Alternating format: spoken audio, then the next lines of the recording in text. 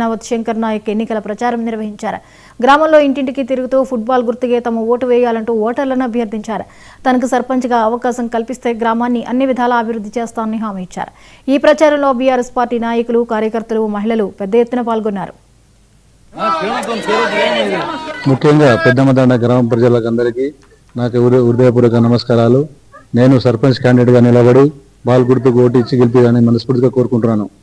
ఇంతకుముందు నేను ఉమ్మడి పంచాయతీలో 2 వార్డులు గెలిచి ఉప సర్పంచ్గా అవకాశం ఉంటే వేరేలకు ఇచ్చినాను. మళ్ళా నిన్న మా గ్రామ పంచాయతీ ఏర్పడిన తర్వాత మా భార్యకు ఉప సర్పంచ్ చేసి ఎన్నుకొని ఉప సర్పంచ్ చేసి 5 సంవత్సరాలు పరిపాలన పూర్తి చేసినాను. ఇంకోటి నా శాయశక్తులతోటి నా కేసీఆర్ ప్రభుత్వంలో సీసీ రోడ్లు కానీ, అండర్డేన్ కానీ, మిషన్ భద్రత కానీ, రైతు బంధు కానీ, రైతు భరోసా కానీ అందరికి ఇవ్వడం జరిగింది. పెన్షన్లు కొత్త పెన్షన్ కూడా ఇచ్చినాము. ప్రతి ఇంటికి ప్రభుత్వం ఏ పథకాలు వచ్చినా ఇప్పటికీ అందించినాము. ఇంకోటి ఇప్పటికైనా నన్ను ప్రజలందరికీ ఎన్నుకొని గెలిపిస్తే ఇంకా అభివృద్ధి కార్యక్రమాలు చేయడానికి మీ అందరి సహకారం తీసుకొని ముందుకెళ్తున్నాను.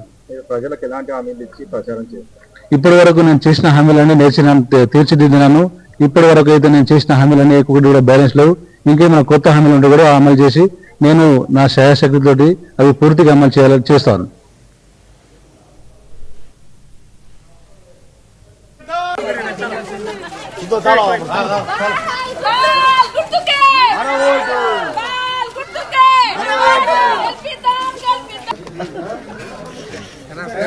ఓటేద్దాం ఓటేద్దాం బాల్ గుర్తుకే ఓటేద్దాం ఓటేద్దాం ఓటేద్దాం బాల్ గుర్తుకే ఓటేద్దాం శంకరన్న నాయకత్వం వర్ధిల్లాలి.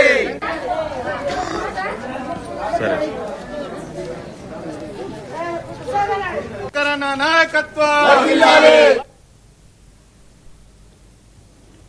తిరుపతిలోని ఎస్వీ ప్రభుత్వం